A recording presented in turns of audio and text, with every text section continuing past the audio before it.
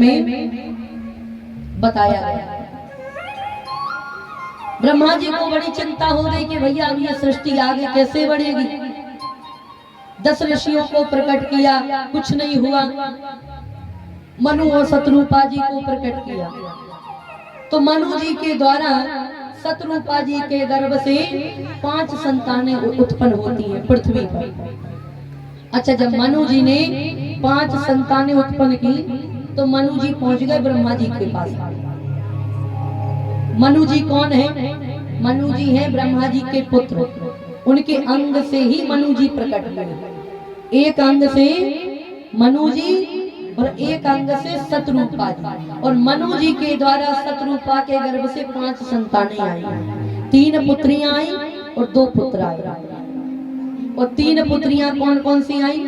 आकुर्ति, देहूति और प्रस्तुति।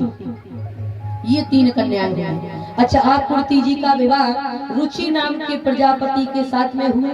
देहूति जी का विवाह कर्दम जी के साथ में हुआ।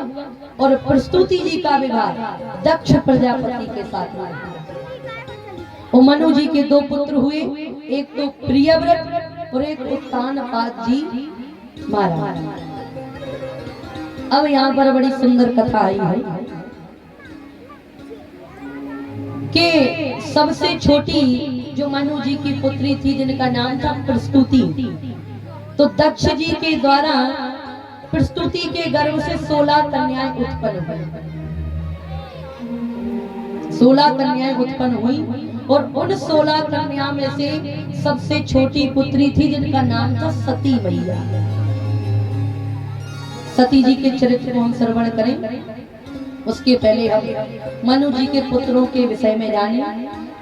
मनु जी के पुत्र हैं प्रियव्रत और उत्तानपाद जी महाराज। देखिए, बताया गया है भागवत जी में कि प्रियव्रत महाराज जो थे वो नारद जी से उपदेश लेकर भजन करने के लिए चले गए थे।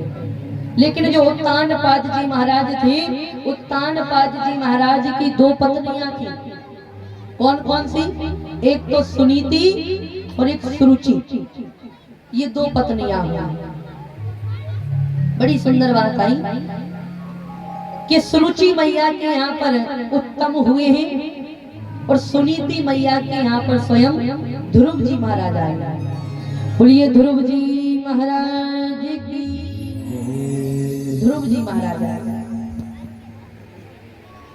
जब ध्रुव जी महाराज थोड़े बड़े होते हैं, लेकिन देखिए सुनीति मैया इतने बड़े महलों की रानी होने के बाद में भी हमारी सुनीति मैया जंगल में जीवन यापन करती है। और जंगल में ही ध्रुव जी महाराज आए। एक बार की बात है,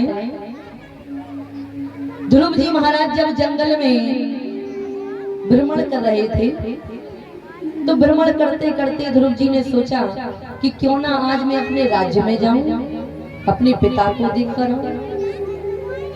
तो ध्रुव जी महाराज भ्रमण करते करते अपने राज्य में पहुंच गए। और जैसे ही अपने राज्य में गए तो राज्य में जाकर देखा कि उत्तानपाद जी महाराज अपने छोटे बालक उत्तम को गोदी में बैठाकर प्रेम कर रहे थे, लाड़ लड़ा रहे थे। जब प्रेम करते हुए देखा, अब तो महाराज ध्रुव जी महाराज के मन में विचार आया कि जब उत्तम अपने पिता की गोद में बैठ सकता है तो मैं भी तो पिता की गोद में बैठने का अधिकारी हूँ। मेरे भी तो पिता है, क्यों ना मैं भी जाऊं और मैं भी पिता की गोद में बैठ जाऊं। तो ध्रुव जी महाराज दौड़े दौड़े गए और जैसे ही पिता की गोद में बैठने के लिए हुए, उसी समय सुरुचि मैया दौड़ी दौड़ी आई और सुरुचि जी ने ध्रुव जी का हाथ पकड़ा और पृथ्वी पर पटक दिया। तो चिल्लाने लगी, अरे ध्रुव, तुमने क्या सोचा है कि तुम पिता की गोद में बैठ जाओगे? अभी तुम्हारा अधिकार नहीं है कि तुम इस पिता की गोद में बैठ पाओ। ध्रुव, जाओ जंगल में जाना, भगवान की तपस्या करना, उनका नाम लेना। और जब भगवान तुमसे प्रसन्न हो जाए ना, और जब तुम्हें दर्शन दे देना, तो तुम भगवान से एक ही वरदान मांगना। कौन सा वरदान? एक ही वरदान मांगना कि मुझे अभी सुनीति के गर्भ से जन्म दिया है, जब तुम मेरे गर्भ से जन्म लेकर आओगे तब तुम पिता की गोद में बैठने के अधिकारी कहलाओगे, अन्यथा तुम पिता की गोद में इस जन्म में तो नहीं बैठ सकते हो। हाँ, लेकिन जब तुम मेरे गर्भ से जन्म लेकर आओगे तो शायद तुम पिता की गोद में बैठ पाओगे। जाओ जंगल में जाना, भगवान की तपस्या करना, ध्यान करना। जब ध्रुव जी महाराज से ऐसी बात कही ना तो ध्रुव जी महाराज रोने लगे, विलाप करने लगे कि मेरे पिता होकर बताओ मैं अपने पिता की गोद में बैठ नहीं पा रहा। रोने लगे, जोरों जोरों से रोने लगे। आज रोते रोते ध्रुव जी महाराज अपनी माँ के पास में गए। जैसे ही अपनी माँ के पास में पहुंचे, माँ ने देखा कि मेरा बेटा बैठा बैठा रो रहा है, ना जाने इसको किसने क्या कह दिया। तो सुनीति मैया पूछती है कि बेटा ध्रुव एक बात बताओ, तुम बहुत देर से बैठे बैठे रो रहे हो, बात क्या है? क्या बात है जो तुम रोते जा रहे हो? ध्रुव जी ने कहा मैया मैं आपको क्या बताऊं, मैं आज राज्य में गया मैया, तो मैं जैसे ही पिता की गोद में बैठने लगा ना तो पिताजी की गोद में जैसे ही बैठने लगा उसी समय छोटी मैया आती है और छोटी मैया ने मेरा हाथ पकड़ा और मुझे नीचे पटक दिया, मुझे पिता की गोद में बैठने नहीं दिया। अब बताओ मैया, क्या वो मेरे पिता नहीं है? क्या मेरा अधिकार नहीं है कि मैं अपने पिता की गोद में बैठ जाऊं? सुनीति मैया ने कहा बेटा ध्रुव कोई बात नहीं, तुम्हारी छोटी मैया ने तुम्हें बैठने नहीं दिया, कोई बात नहीं, आज नहीं बैठ पा रहे हो कल बैठ जाना। ध्रुव जी ने कहा माँ, लेकिन सुरुचि मैया ने मुझसे कहा है कि ध्रुव जंगल में जाओ, जंगल में जाकर तुम भजन करना और जब भगवान तुम्हारे भजनों से प्रसन्न हो जाए, खुश हो जाए, तो भगवान से एक ही वरदान मांगना। कौन सा वरदान? कि अभी मैं सुनीति मैया के गर्भ से जन्म लेकर आया, जब मुझे सुरुचि के गर्भ से जन्म मिलेगा तब जाकर तुम पिता की गोद में बैठने के अधिकारी कहलाओ, अन्यथा तुम पिता की गोदी में बैठने के अधिकारी नहीं हो। जाओ निकलो हमारे राज्य से। जब ध्रुव जी ने अपनी माँ के सामने ये बात रखी तो माँ रोने लगी, लेकिन मैया ने अपने नेत्रों के आंसू छिपा लिए। क्यों छिपाए? माँ ने सोचा कि मेरा बेटा ध्रुव बड़ा छोटा है, नन्हा सा है, ऐसा ना हो कि मेरे आंसुओं को देखकर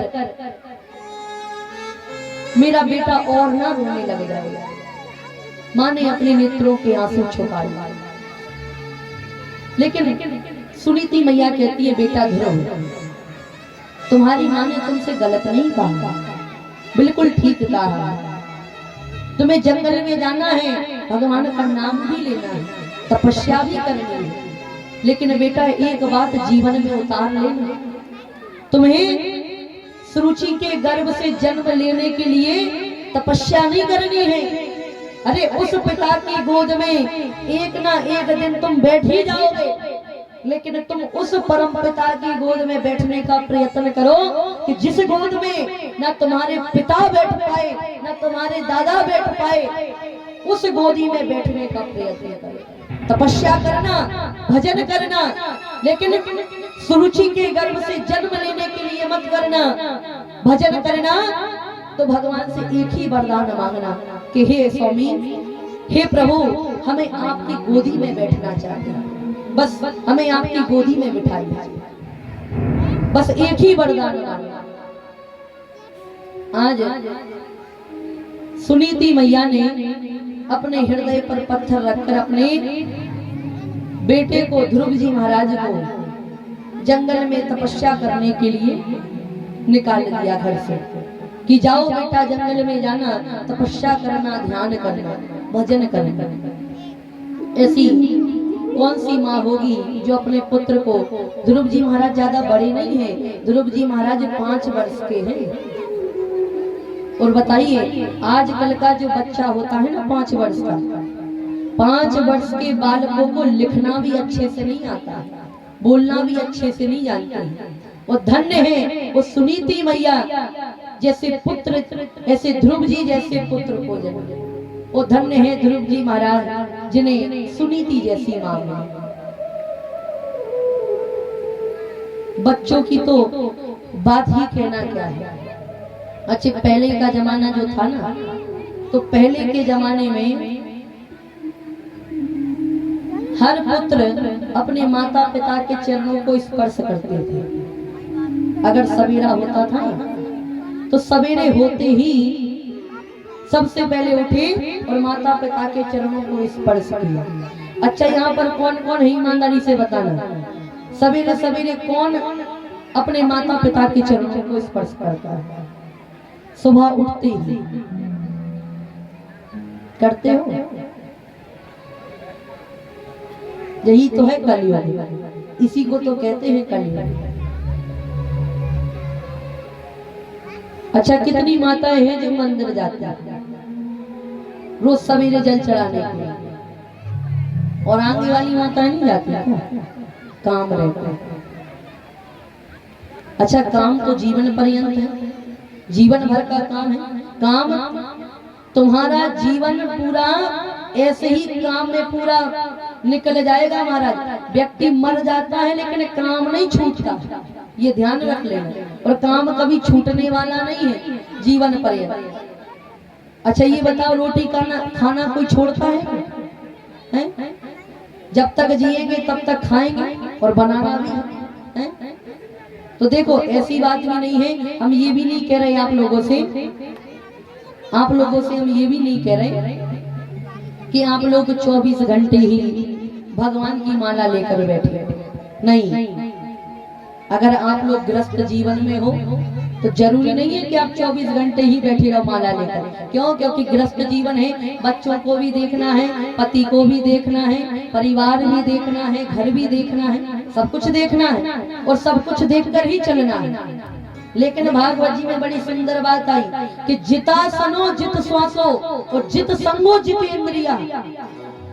वैसे मूल्य बात कही गई कि एक आसन पर बैठकर व्यक्ति को कई घंटे तक भगवान का नाम लेना चाहिए, माला का जाप करना चाहिए।